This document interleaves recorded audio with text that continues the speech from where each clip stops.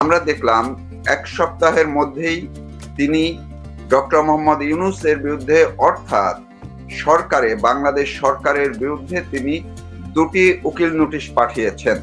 তার মানে বলাই যায় টিউলিপ সিদ্দিক অলরেডি ডক্টর ইউনূসের সরকারের বিরুদ্ধে কিংবা ডক্টর ইউনূসের বিরুদ্ধে আইনি লড়াইয়ে মাঠে নেমে গেছেন। অন্যদিকে গতকালকে যেই ঘটনাটি ঘটেছে সেটি যুক্তরাজ্যে এক ধরনের প্রচারণা হয়েছে যে টিউলিপ সিদ্দিক এখন চিন্তা করছেন বা প্রক্রিয়ায় যাচ্ছেন যুক্তরাষ্ট্রের আদালতে ডক্টর ইউনূসের বিরুদ্ধে, ব্যক্তি ডক্টর ইউনূসের বিরুদ্ধে, সরকার প্রধান নয়, তার বিরুদ্ধে একটি মামলা করতে পারেন, এমন একটি কথা, এমন একটি তথ্য তার ঘনিষ্ঠজনেরা আমাকে জানিয়েছে। এই পুরো বিষয়টি নিয়ে আমি আমার কথা বলার জন্য আমার সঙ্গে যুক্ত করেছি যুক্তরাজ্যের বিশিষ্ট আইনজীবী ব্যারিস্টার সাইদ আবেদিন। আমি আপনাকে শুভেচ্ছা জানাচ্ছি, ধন্যবাদ জানাচ্ছি আমাকে সময় দেওয়ার জন্য। আপনি ভূমিকাটুকু শুনেছেন, আপনি যুক্তরাজ্যের একজন লয়ার এবং টিউলিপ সিদ্দিকের ব্যাপারেও আপনার খুবই ভালো জানাশোনা আছে। আপনি যদি একটু সরাসরি শুরু করেন, টিউলিপ সিদ্দিকি এই যে আইনি লড়াইয়ের মাঠে নামলেন, এতে কেউ কেউ বলছেন, আজকে অনেকে কমেন্টস করেছেন যে ডক্টর মোহাম্মদ ইউনূস দৌড়ের উপরে থাকবেন, অর্থাৎ টিউলিপ সিদ্দিকি কি আসলেই ডক্টর ইউনূসকে দৌড়ের উপরে রাখতে পারবেন? সেই প্রক্রিয়াটা কি শুরু হয়ে গেল? অনেক ধন্যবাদ আপনাকে কথা বলার সুযোগ করে দেওয়ার জন্য। আমি আপনার মতোই আমিও শুনেছি যে উনি ব্যক্তি ডক্টর ইউনূসের বিরুদ্ধে একটা আইনি ব্যবস্থা নেওয়ার চিন্তা ভাবনা করছেন, কিন্তু ওনাদের আইনি প্রক্রিয়া কতদূর কি হয়েছে সুনির্দিষ্টভাবে আমি আসলে জানি না।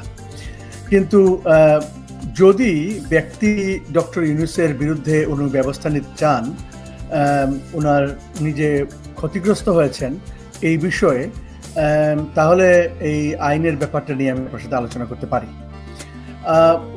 উনি যেহেতু একজন ব্রিটিশ নাগরিক এবং উনি একজন ইংল্যান্ডের মন্ত্রী ছিলেন, এখন বর্তমানে এমপি এবং অত্যন্ত সুনামধন্য রাজনীতিবিদ লেবার পার্টির ইউনাইটেড কিংডম।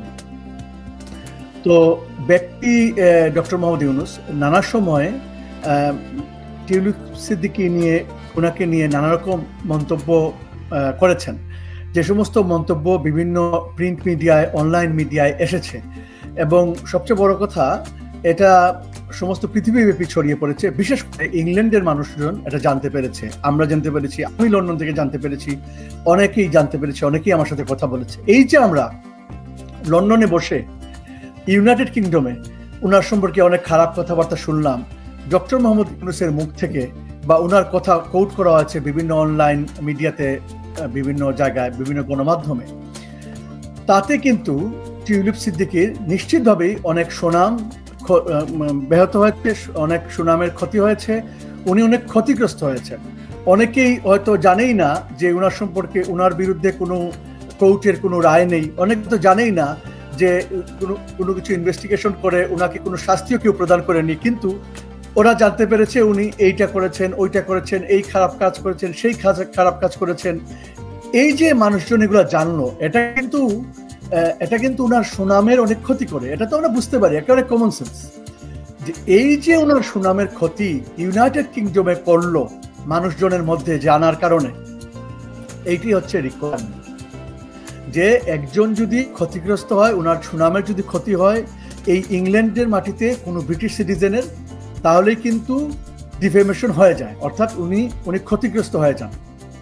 তো এখন যেটা প্রসিডিওর, যেটা উনি যদি ক্ষতিগ্রস্ত হয়ে যান এটা দেখাতে পারেন, আমার মনে হয় না দেখাতে কোনো কষ্ট হবে। উনি যেহেতু একজন মন্ত্রী ছিলেন, মিনিস্টার ছিলেন, এমপি আছেন, ওনার অনেক সুনাম আছে, তো যার সুনাম আছে তারই তো ক্ষতি হতে পারে। সুনাম যার সুনাম নেই, যিনি মিনিস্টার, ওনাকে যদি কেউ বলা হয় চুরি করছেন, ক্রিমিনাল অফেন্স করছেন, বা 2 নম্বরই কাজ করেছেন, অসৎ কাজ করেছেন, তাহলে তো ওনার সুনাম ক্ষতি হয়ে যায়। ওনার নামে দুর্নাম ছড়ান, তো দুর্নাম ছড়ালেই তো সুনাম ক্ষতি হয়। আর যার সুনাম আছে তারই, যদি আপনাকে আরেকটু সুস্পষ্ট ভাবে, অর্থাৎ বাংলাদেশের মানুষ যারা শুনছেন কিংবা পরে দেখবেন, পরে শুনবেন, তাদের সুবিধার জন্য আপনি যদি একটু ব্যাখ্যা দিয়ে বলেন। অনেকে মনে করছেন যে ডক্টর ইউনূসের বিরুদ্ধে, বা যেহেতু ডক্টর ইউনূস এখন বাংলাদেশের সরকার প্রধান হিসাবে আছেন, ফলে তার বিরুদ্ধে লন্ডনের আদালতে মামলা করলেও কিছু যাবে আসবে না, এতে কোনো সমস্যায় পড়বেন না। তো এই ব্যাখ্যাটি যে তিনি সরকার প্রধান হিসাবে যদি তার বিরুদ্ধে আইনি ব্যবস্থা নেওয়া যায় কিনা, আর আরেকটা হচ্ছে ব্যক্তিগতভাবে মানহানি মামলা করলে সেটি কিভাবে সাফার করতে পারেন ডক্টর ইউনূস, দুটি যদি আপনি একটু ক্লিয়ার করেন। Thank you. বাংলাদেশ আসলে ইউরোপিয়ান ইউনিয়নের সদস্যভুক্ত দেশ না। আমরা যতটুকু জানতে পারি যে এই এই এই অভিযোগটা বা এই মামলাটা বলতে পারেন বা এই ক্লেমটা বলতে পারেন বাংলাদেশের বিরুদ্ধে না। বাংলাদেশের বিরুদ্ধে যদি হয় তাহলে কিন্তু যেহেতু বাংলাদেশ ইউরোপিয়ান ইউনিয়নের বাইরের একটা দেশ, একটা এক্সেপশনাল সিচুয়েশন আছে, ওগুলা ছাড়া মানে কান্ট্রি বাংলাদেশ একটা ইমিউনিটি পেয়ে যায়, বাংলাদেশ দেশ একটা ইমিউনিটি পেয়ে যায় এই ধরনের মামলার ক্ষেত্রে। কিন্তু যেহেতু চিন্তাভাবনা চলছে ব্যক্তি ডক্টর ইউনূসের বিরুদ্ধে, ডক্টর মোহাম্মদ ইউনূসের বিরুদ্ধে, ওখানে কিন্তু সেই ইমিউনিটিটা কাজ করে না। অর্থাৎ ব্যক্তি ডক্টর মোহাম্মদ ইউনূস এই বিচার থেকে ইমিউনিটি পাবেন না, যে ইমিউনিটি পাবেন না বা ইমিউনিটি পাবেন না, যে উনি বলতে পারবেন না যে আমার বিচার করা যাবে না। ব্যক্তি ডক্টর মোহাম্মদ ইউনূস আইনের বাইরে নয়, আইনের ঊর্ধ্বে নয়, উনি বিচারের ঊর্ধ্বে নয়, উনাকে বিচার করা যাবে। তো এই জিনিসটাই প্রথমে আসলে ইংল্যান্ডের হাইকোর্ট বিবেচনায় আনবেন যে হাইকোর্টের জুরিসডিকশন আছে কিনা ব্যক্তি ডক্টর মোহাম্মদ ইউনূসের বিরুদ্ধে কোনো মামলা কার্যক্রম চালানোর জন্য।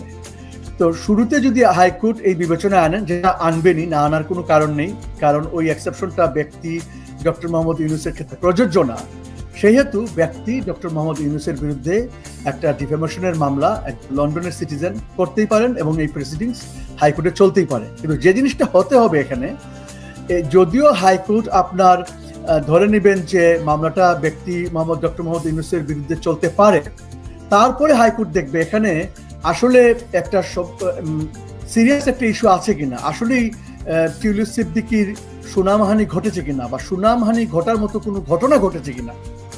যদি দেখা যায় ডক্টর মোহাম্মদ ইউনূস এমন কিছু কথাবার্তা বলেছেন বা লিখেছেন যেটা প্রকাশিত হয়েছে গণমাধ্যমে বা বিভিন্ন জায়গায় লিখিতভাবে বা অন এয়ারে, যেটার ইংল্যান্ডের মানুষের, ইউনাইটেড কিংডমে মানুষ জানতে পেরেছে, শুনতে পেরেছে, এই দেশে মনে রাখতে হবে, এই দেশে ইউনাইটেড কিংডমে একজন ব্রিটিশ সিটিজেনের সুনাম ব্যাহত হয়েছে, সুনাম হানি ঘটেছে, দুর্নাম ছড়িয়ে পড়েছে, তাহলেই কিন্তু কজ অফ অ্যাকশন ডিফামেশন আন্ডারে হতেই পারে এবং হবেই। এইটা যদি হয়ে যায় তখন হাইকোর্টের কাছ থেকে যেটা চাইতে হয়, নেক্সট যে জিনিসটা, সেটা হচ্ছে আপনার হাইকোর্টের কাছে অ্যাপ্লাই করতে হয় যে উনি যে ক্লেম সার্ভ করবেন, উনি যে বাংলাদেশ ইউনাইটেড কিংডমের বাইরে যে উনি যে ক্লেম ফর্ম সার্ভ করবেন, হাইকোর্টের একটা অনুমতি নিতে হবে ওনার কিংস বেঞ্চ ডিভিশন থেকে। ওই অনুমতি পাওয়ার পরে উনি ক্লেম ফর্ম বাংলাদেশে ডক্টর মোহাম্মদ ইউনূসের বিরুদ্ধে এটা সার্ভ করতে পারবেন। এখানে একটা কথা আছে, সেটা হচ্ছে ক্লেম ফর্ম সার্ভ করার আগে ইউনাইটেড কিংডমে একটা প্র্যাকটিস আছে যেটা অনেকটা বাধ্যতামূলকই বলতে পারেন, এটাকে বলে প্রি অ্যাকশন প্রটোকল লেটার। অর্থাৎ এই দেশে একটা জিনিস উৎসাহ করা হয়, সেটা হচ্ছে আপনি মামলায় যাবেন কেন, মামলায় গেলে তো অনেক খরচ, অনেক সময় নষ্ট, স্ট্রেসফুল। তো আপনি যে বিষয়টা নিয়ে মামলা করতে চান, আপনার যে রাইটটা আপনি ক্লেম করছেন, আপনি যে ক্ষতিগ্রস্ত হয়েছেন, এই পেপারটা আপনি বরং মামলায় না গিয়ে ওনাকে বুঝিয়ে বলুন। উনি যদি আপনার সাথে একমত হয়ে যান, আপনি যে ক্ষতিগ্রস্ত হয়েছেন আপনার ক্ষতিপূরণ দিয়ে দেন, তাহলে তো মামলার প্রশ্ন ওটা মামলা করার দরকার নেই। তো এটাকে বলে প্রি অ্যাকশন প্রটোকল, এটাকে উৎসাহিত করা হয় দেশে। প্রি অ্যাকশন ডিফেমেশনও জন্য প্রি অ্যাকশন প্রটোকল প্রযোজ্য। তো উনি হয়তোবা প্রি অ্যাকশন প্রটোকল দিয়ে দিয়েছেন, হয়তোবা দেবেন, যদি উনি পরিকল্পনা করেন যে এই ধরনের মামলা করবেন। এবং এই দেশের লয়াররা যেহেতু কাজ করবেন, আমি নিশ্চিত যদি এই মামলা ওনারা নিয়ে কাজ করেন তাহলে প্রি অ্যাকশন প্রটোকল ওনারা দেবেন। এটা একটা স্ট্যান্ডার্ড প্র্যাকটিস, এটা করেন। এবং এইটার একটা সুনির্দিষ্ট সময় দিয়ে 28 ডেজ সময় দিয়ে দেওয়া হতে পারে, অথবা এরকম একটা প্র্যাকটিস আছে 28 ডেজ, 30 দিন সময় দেওয়ার, 28-30 দিন 4 উইকস দিয়ে দেওয়া হয়। তো আরো বেশি সময়ও দেওয়া যায়, এটা অনেকটা যিনি ক্লেম করবেন ওনার ইচ্ছার উপর। একটু মনে করিয়ে দেই, এই যে যখন ডক্টর ইউনূস যুক্তরাজ্যে গেলেন, তখন টিউলিপ সিদ্দিকীর মধ্যে কিন্তু এরকম একটা প্র্যাকটিসের বহিঃপ্রকাশ আমরা দেখেছি। উনি কিন্তু আহ্বান জানিয়েছিলেন ডক্টর ইউনূসকে যে আসেন আপনার সঙ্গে আলোচনা করি, আলোচনা করে সমস্যার সমাধান করে ফেলি, আমার কি হয়েছে না হচ্ছে সেইগুলো। কিন্তু উনি সেই প্র্যাকটিসটা মনে হয় আইনি প্রক্রিয়া না করলেও নিজ থেকে মনে হয় এক ধরনের প্র্যাকটিস শুরু করেছেন এবং এরপরে কিন্তু উনি আবার লিগ্যাল নোটিশ দিয়েছেন। তার মানে এই ধাপগুলোর মধ্যেই মনে হয় উনি ঢুকছেন নাকি? আমি 100% নিশ্চয়তা দিয়ে বলতে না পারলেও আমি আমার একজন বন্ধুকে বলছিলাম টেলিফোনে গত সপ্তাহে, ও বলছিল কেন টিউলিপ সিদ্দিকী ওনার সাথে মিটিং করার কথা বললেন, এটা তো আমাদের দুর্বলতা প্রকাশিত হয়। আমি বললাম, বন্ধু, আমি যদি ওনার লয়ার হতাম তাহলে আমি ওনাকে বলতাম ইনভাইট ফর এ মিটিং, কারণ এটা ভবিষ্যতে আমাকে কোর্টে সাহায্য করবে। কারণ এখানে এনকারেজ করা হয়, হাইকোর্ট এনকারেজ করে আপনারা চেষ্টা করেন আলাপ আলোচনার মধ্য দিয়ে সমস্যার সমাধান করে ফেলেন। এটা কিন্তু খুব স্ট্রিক্টলি কোর্ট দেখে এবং খুবই পজিটিভলি দেখে। আবার কেউ যদি বলে না আমি কোনো আলাপ আলোচনা করবো না, চিঠি দেব না, এটাও কোর্ট খুব খারাপভাবে দেখে। আপনার কেন মামলায় আসা দরকার যেখানে আপনি আলাপ আলোচনা করে একটা জিনিস সমাধান করেই ফেলতে পারেন? এই ট্রেন্ডটা শুরু হচ্ছে বেশ 1 দশক ধরে, অন্তত 1 দশকের উপরে। 2000 সাল থেকে এটা এনকারেজ করা হচ্ছে। একটা কমিটি এনকারেজ করেছিল 2000 সালে, আমার এখন মনে পড়ছে না, এগুলো সবসময় মনে থাকে, এখন মনে পড়ছে না। তো অলরেডি একটা এভিডেন্স তৈরি হয়ে গেছে যে তিনি বলতে পারবেন, কারণ এটি মিডিয়াতেও আসছে যে আমি তাকে আমন্ত্রণ জানিয়েছিলাম তার সঙ্গে আলোচনার জন্য, কিন্তু তিনি সাড়া দেননি। তার মানে একটা এভিডেন্স তৈরি হয়ে গেছে মনে হয়।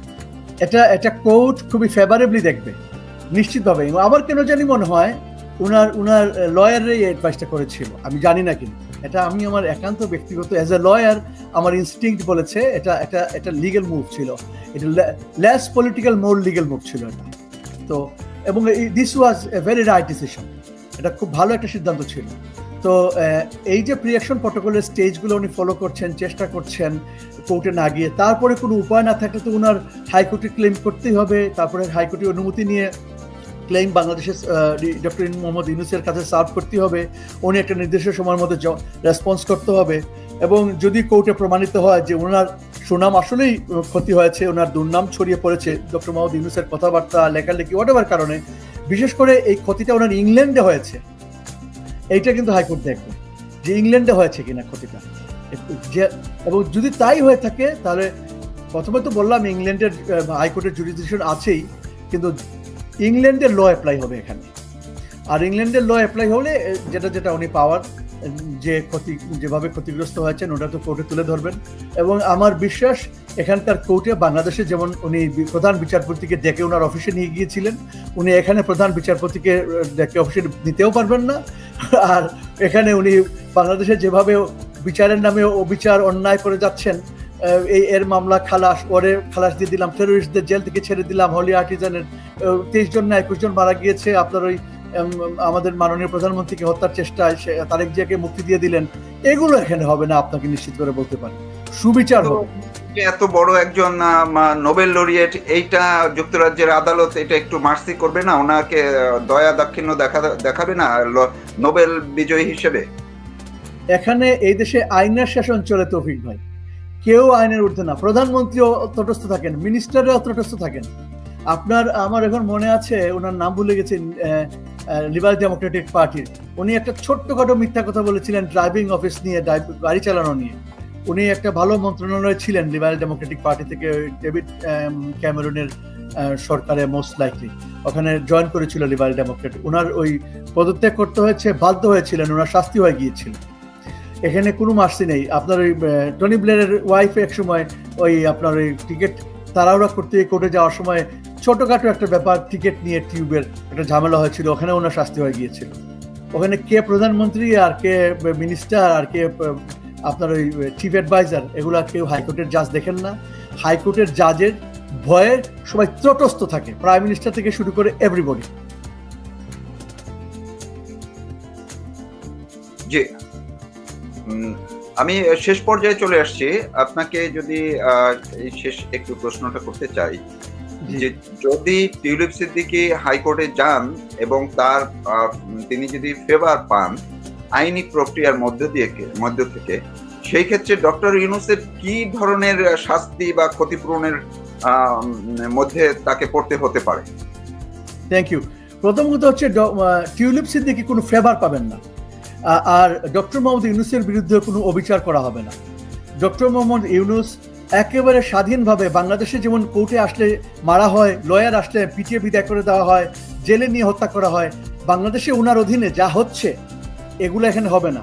উনি খুব স্বাধীনভাবে সুন্দরভাবে আইন অজ্ঞ নিয়োগ করতে পারবেন, উনি ওনার কথা কোর্টে বলতে পারবেন। এখানে বাংলাদেশের মতো কোনো ইন্ডেমনিটি নেই যে এই অপরাধীদের বিচার করা যাবে না, সেই অপরাধীদের বিচার করা যাবে না, এগুলো এখানে হবে না। এখানে সবার বিচার হবে, কেউ আইনের ঊর্ধ্বে না। উনি ওনার কথা, এখানে রুল অফ ল, আইনের আপনার শাসন চলতেছে। ডক্টর মোহাম্মদ ইউনূস স্বাধীনভাবে একেবারে ইন্ডিপেন্ডেন্টলি লয়ার অ্যাপয়েন্ট করে ওনার সব কথা কোর্টে বলতে পারবেন, কেউ বাধা দিবে না এবং সুবিচার পাবেন, ওনার প্রতি কোনো অন্যায় করা হবে না।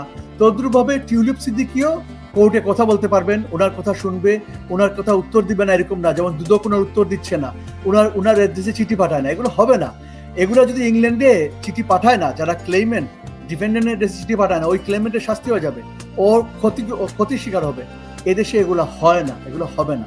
তো ওরা এখানে সুবিচার হবে, এবং সুবিচার হলে যদি পাওয়া যায় আসলেই টিউলিপ সিদ্দিকী সম্পর্কে অনেক খারাপ কথাবার্তা বলেছেন, কটু